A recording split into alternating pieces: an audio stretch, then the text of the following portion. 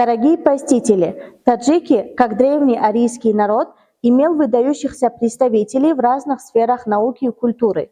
Среди них такие выдающиеся личности, как Абу Абдуллах Рудаки, Абул-Касим Фирдавси, Абу Али ибн Сина и десятки других ученых, которые оставили свои уникальные и значимые труды, сыгравшие важную роль в развитии мировой науки и просвещения.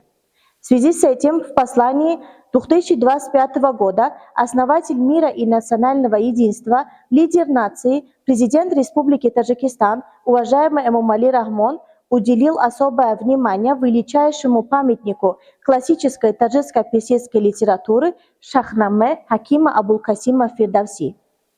В постоянно действующих залах отдела древнейшей и средневековой истории Национального музея представлены многочисленные образцы письменного наследия, авторами большинства из которых являются таджики.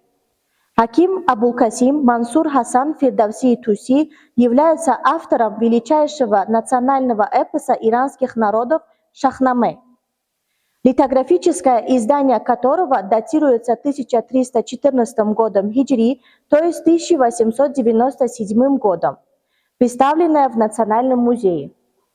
Уникальность данной книги заключается в том, что имеет более 50 графических иллюстраций.